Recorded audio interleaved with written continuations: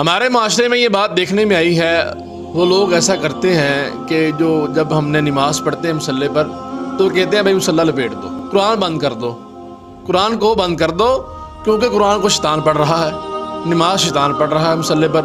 او بھائی شیطان پڑھ رہا ہے تو شیطان کو پڑھنے دو، شیطان قرآن پڑھ رہا ہے تو شیطان کو قرآن پڑھنے دو۔